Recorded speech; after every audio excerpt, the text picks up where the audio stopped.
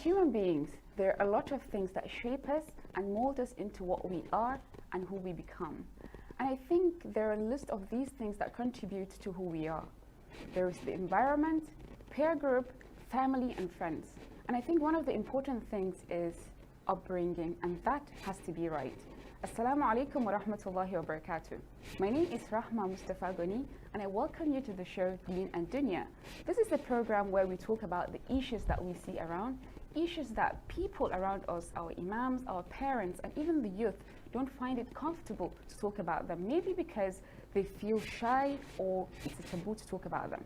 So we'd like to bring these issues onto the table and try to find solutions and address them.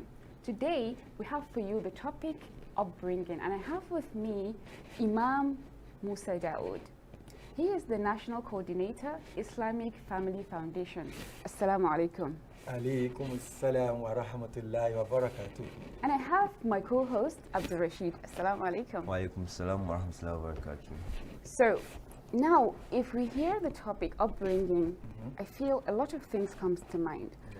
But one of the important things that molds us into who we become is parenting.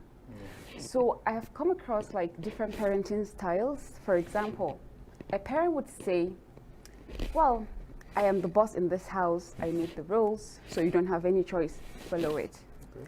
Another parent would say, my dear, I am doing all these things out of love, it's because I love you, so please, I would like to guide you.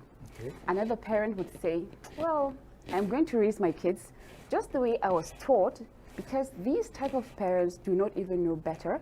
So they will be like, okay, I was taught this, and then I'm going to pass it to my children, and then the generation continues like that. Yeah. So, but I've talked with a lot of kids, and they'll be like, Mom doesn't listen to me. Dad doesn't understand me. And I believe that some of these kids do not even get corrected by just scolding. I feel that they need some type of parents that would like to sit them down, talk to them, understand them, have friendly discussions.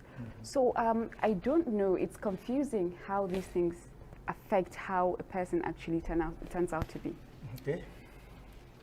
You have just asked me a youthful question. You know, the beautiful thing about youth is that today's parents was once a youth. That is the beautiful thing about it. So it gives the parents a little bit of advantage over the youth. And there is always this fear on the side of the parents. The pitfall, their own pitfall, they want the child to avoid it. They don't want them to make the same mistake. Yeah. And that is where most parents becomes agitated or overdo it. Become overprotective. Now, because we are Muslims, we are very fortunate. We have the 3 levels of parenting. Let us look at Prophet Adam.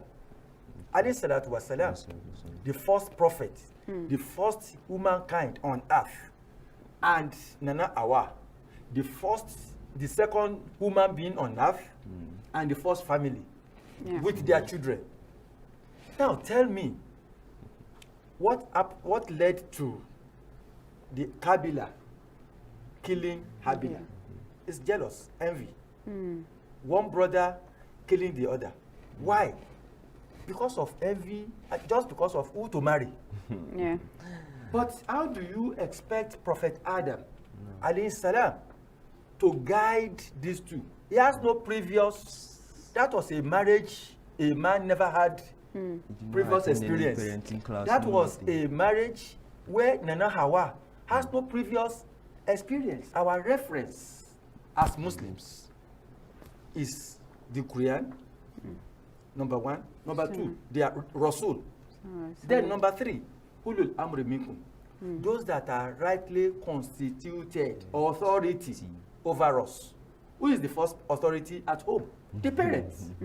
Why? Because of the previous experience. Sure. Established, right? Now, are we together? I'm getting it. Now, that is why, you see, the Muslims are fortunate. We are fortunate for the fact that we are not just imagining things. Okay. We have Facts. we have facts, Facts already laid down. already laid down by the prophets. Now, let's alayhi salatu wasalam. Now that is for Prophet Adam. No. Let's go to the next foundation of the earth, Prophet Ibrahim. Alayhi salam. All of us know about Ishmael. Yeah. The son. Ishmael is the son of the second wife. Okay. The first wife had a son after the second wife had had a son. Now let's look at the challenge. Ishmael No. was the one Prophet Ibrahim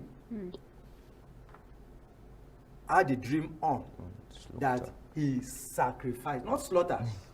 The Exactly, word do is a sacrifice. Sacrifice. You know, Yeah. sacrifice doesn't mean slaughtering. Okay. Sacrifice means to give what you have. Fi sabilillah. It could be as a gift. Yeah. Okay. Because Prophet Ibrahim to sacrifice something, it's not has to do with the idolatry interpretation of Of it. sacrifice. Yeah. And it is to correct that Allah didn't allow Prophet Ishmael to be slaughtered, because that is idolatry. Okay. I think that idolatry aspect is what really confuses a lot That of is people where today. people think sacrifice is about somebody dying for your life, somebody dying for your... No, nobody died for anybody. Okay. That is not sacrifice, that is murder. That is criminal. Yeah. You cannot kill a soul for a soul. No, it's not accepted in Islam. Illa bil haq. Illa bil Yes. haq. Except but then an animal could be used for as sacrifice because they are under your care. Yeah. It's a gift to you from Allah. Why did Allah tested Prophet Ibrahim with that? So, a friend of his slaughtered 1,000 camel in a day just to feed the people. Just to feed the people. And it got to the hearing of Prophet Ibrahim, alayhi salatu wasalam, who doesn't have a child then. Okay. And he said, if Allah even give me a child, I can't even sacrifice the child in Allah's cause. That is, I can do jihad. Yeah. He's For the not child. thinking that I will kill the child. That was not what was on his How mind. can you, Yeah. when you are looking for a child and you now kill the child, what have you gained? That is not the intention. No. That I can even, that is, I will dedicate this child to the Okay, cause of Allah, just like Miriam did for Jesus Christ, alayhi salam. Yeah. When the mother of Miriam was telling Allah that I need a child. If you give me this child, I will dedicate the child to your cause. And Allah gave her Miriam. Yeah. And Miriam, Jaya was looking at Miriam and said, I'm looking for a child to dedicate for your cause, and you give me a female child. To them, a female child At that doesn't time want, wasn't- cannot serve Allah. But Allah answered him as if we didn't know what we have given him. Yeah. A lot But of the same Miriam now gave birth to Jesus Christ, alayhi salam, Yeah. who is now a Salam. prophet. Is the objective Child, realized? all these things are being established in Islam, but Yeah. you know, nowadays there are frictions between the kids and their I'm parents. coming. That is why there should be no friction. Exactly. Look at Ishmael. Now, when that dream came, No. that Allah showed that he should sacrifice the child. Because of that, his commitment. Okay. How did he approach the child? He called the child. Said, look, I dreamt. You are now communicating with the child. He said, my son. He didn't say, boy, come. I dreamt. No, he didn't order, because you are talking to a 13-year-old boy who knows the value of life, who knows the enjoyment of life. And you say you want to kill that one, he will run away. Yeah. So he knows he has trained a reasonable child, a child that is not an intoxicant, a child whose mother was married properly, who is not a bastard, a proper child that the mother was married properly, will listen to the parents, will listen. Yeah. So he called him. He said, this is my vision. What is your opinion? No, he didn't. Imagine. So meaning that once your child is getting to that 13 upward, it should become your friend. It should have become reasonable. So it's like you Then should you now guide them converse. to be able You to think converse for Yeah. themselves. to toast them, to ask for their opinion. What did you think? And look Yeah. at the response of a responsible Okay. child. He said, my father, do as your creator commanded you. You will find me Be patient. patient. Yeah. Now, tell me how such a father will not be happy To have that kind with the of child. Yeah. Now, look at the connection now. The beautiful thing about obedience, that is obey Allah, obey the Rasul, and obey the rightly constituted authority. Now, Ibrahim alayhi salam is a prophet. Prophet, Yeah. so Is also a constituted authority over the child. in the family itself. Eh? Yes. And he told the son, okay, since you have accepted, he called the wife also. Okay. My wife, this is my vision. What is your opinion? Now, this is the second time this type of test is coming to the mother of Ishmael Okay. when he left them at the Kaaba. Yeah. And he was about to go back. Go back. And the wife was asking him, my husband, is it Allah that asked you to put us here? Yeah. Out of humility, out of shyness, out of concern, Respect for the her Prophet husband. Ibrahim could not answer yes. He uses his head to nod to confirm yes. And the wife says, "Toh, if it is Allah, Allah will take care of us." Yeah.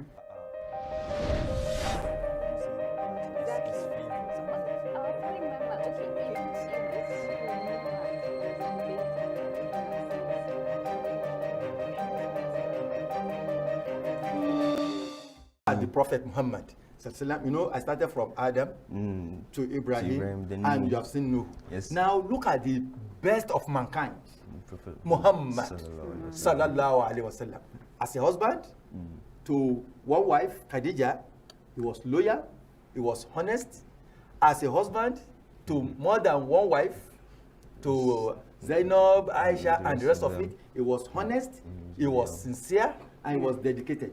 As a father and as a grandfather, we have something to learn from that side. Look at the way the Prophet sallallahu alaihi wasallam, especially all prophets, and that is where the parents should take a cue. That's what they should learn from. That's where they should learn from. Yeah. The Prophet sallallahu alaihi wasallam No. always, when he's talking, especially to the The grown-up the of the grown-ups, children. that from that 13, he will put his hand on their shoulder. Yeah. Okay, so it makes them feel that warm You see, embrace there that should they be are. there should be touch. Okay. That touch, we are not touching ourselves. Once you have a touch on your child, putting a hand on his shoulder and say, "My son," the child is already feeling secure. Okay, they already feel safe in that Protection, yeah. embrace, that this thing. There must be, look, there is one man during the time of the prophet No. who was telling the prophet when he saw the prophet sallam kissing the grandchild Hazan, and he said, "Hey," because he was looking at the prophet as ha, and he saw him stooping low, carrying the grandchild and kissing.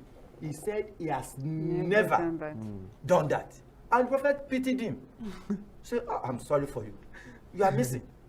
So the parents should you come down to the level of the child. When the Prophet ﷺ was in Salat, worshipping Allah, one of the grandchild climbed on his neck, and the Prophet was in congregational prayer, and he was there till the child finished playing and came down by himself.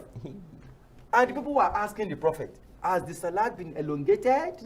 He said, "No, my grandchild was on my neck playing, and I don't want to disturb him." That is parenting. For some people, That is parenting. Look, some people, they must learn. They must learn, You they see, have to all learn of from us must there. come back to Islam. Islam is the standard. And the Prophet sallallahu alaihi wasallam is not an imaginary figure. Do you see? Now, that is why Sayyidina Umar, radiallahu ta'ala anhu, picking from the prophetic tradition, now says, your child, from the day, in fact, it's from pregnancy, you start talking to your child in Islam. You start communicating, again, touching the stomach of the mother to be.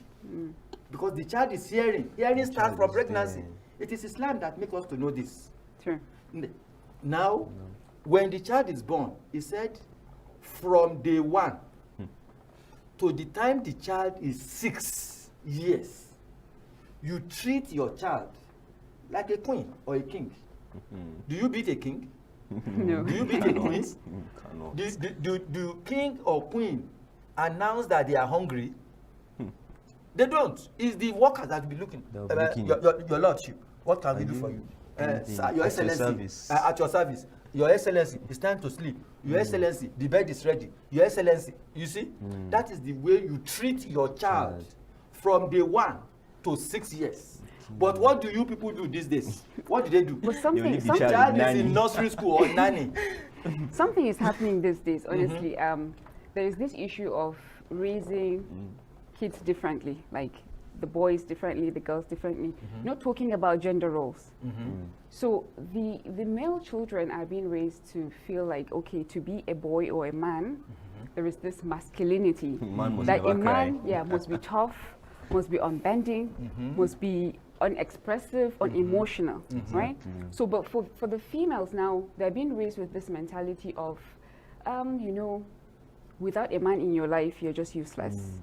Or you're just there to serve, and you're just there to take whatever anybody is going to throw on you. Don't forget that Islam is here to solve the problem of humanity. It is when you submit that you can be guided. So all of us out there are really not Muslims. So it's the Muslims that should be careful. And that is why in Islam, a lady shouldn't go out unaccompanied. Okay. Because Islam, you see, the Quran says the believing men should go out the way you are dressed, decently dressed, putting on their hijab, so that they can be recognized and not molested. Whoever does that, the repercussion is immediate. Defense will come. So going back to the training of the child now. So from day 1 to 6 years, train the child like a king or a queen. From 6 years to 18 years. 18. You know, do you know how we should train the child? No. Like a donkey. What is the work of a donkey? To work. To walk from Islamia to your study center. Be a professional. But it is not to treat them as a slave, but productive work. I mean, let us specify. Is the donkey a slave? No. It carries loads. The loads you are supposed to carry is the load of knowledge. The knowledge, the education, the skill, the moral training, the home training. Some children are useless at home. They just come home, read and watch television and go out. Eat and sleep. You are not a member of the household. A child should be part of the household. You are being educated Islamically. You are being educated to how to be a graduate, to be a doctor, a lawyer, a teacher, whatever it is. Then you are also being educated to have skill. Whether male or female, you must have a skill. Now you have even women having skills now, and men are useless. Only one line thinking. So that is not Islam. So you train the child like a donkey. Forget the interpretation. Things you people decided are seen as suffering are things that are supposed to toughen you. Things that will help you later. They are supposed to help. You can't, if you don't have it, you can't give it. Later on, you're going to look back and say, okay, I thank my daddy. If not for my dad, some daughters don't even like their mom. Asking, are you sure it's this woman that gave birth to me? Because that time, you are supposed to train her like a donkey. Treat her like a donkey. Now from 18 to 21, you make her a waziri, a friend. That's when you start evaluating those training you have given. Has it entered? you now tell you can then test the child, because the Quran says you can test the orphan before you hand over their property to them. Yeah. So that they are not a useless. If they cannot manage funds, you don't hand it over to them. So you have to test their intelligence.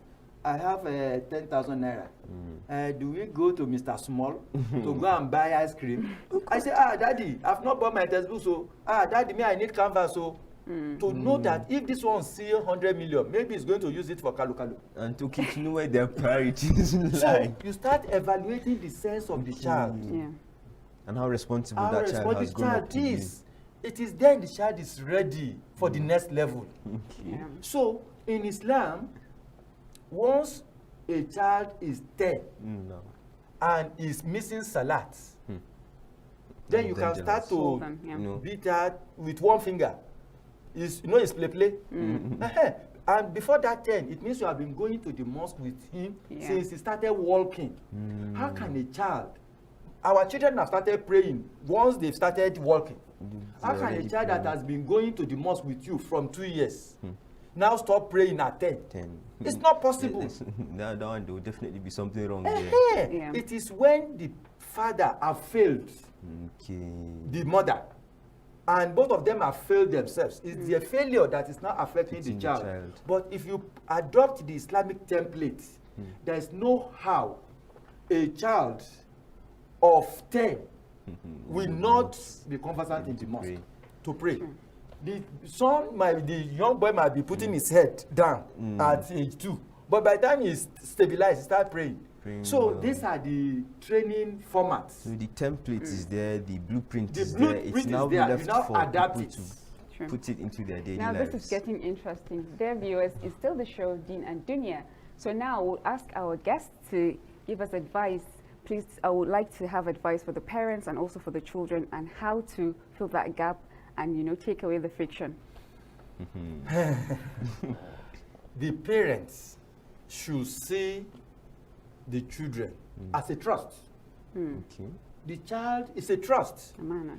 because they are coming to account for that child on the day of Qiyamah. Okay. It's a trust. That is why even at death, you are still reaping the reward of your inputs on that child. When the child, even when you are no more, and the child raises up his hands or her hands and says, Rabbi, oh my Lord, iri'amu uma, treat, reward, care for my parents, kama rabbayani sagira, as I was treated when I was a toddler. You look at that kingly treatment. From that childbirth to 6. To 6 years. So because that time it was necessary. Full-time job. Okay. Full-time is the state of enjoyment. The child is eating free food, free accommodation from there, free Chilling. everything, and security. If anything should happen to the child, the father is ready to ask the mother, what are you doing? Where is my child? Do you see? Yeah. So once the child turn out well, the child not only reward the parent while they are alive, even with peace of mind. But if they mismanage them, you'll be going to police station to go and be prison to go and be looking at that at your old age. Sure. That is be terrible. So the parents should see the child as an investment and as a manner. The child should see the parent as an obligation. That is why the Quran says we have enjoined on a child to be dutiful to his parents. To be dutiful. But these days you talk about love. And mommy, I love you when he has given you ice cream. Mommy, I love you when he has daddy, I love you when he has paid your school fees. And then the moment when you punish the child, I like, say I don't love you again. So love is just, look, forget those that doesn't know what they are doing. You have to be dutiful. Dutiful means you are on duty 24/7 for your parents. When your parents says God will bless you, forget it. No enemy can overcome you. When your parents pray for you sincerely, your prayer, look, just be walking. You will just be seeing blessings. Most people are having problems today because they don't really have the blessing of their parents. So may Allah continue to guide us. I mean, so our takeaway today is that the parents should treat their children as an amana, while the children should take their parents as obligation. So I'd like to tell you that we are all different. So even if our parenting now becomes different, we should know that it's okay for us to be different, and it's okay for you to stand out. Wake up every day, jump out of the bed, and also be comfortable to be exactly how you are. Because all of us are a little different, and that is awesome. This is the show Deen and Duniyah, and inshallah we'll try to bring many issues so that we'll look at them and then try to address them. See you next time. Assalamu alaikum.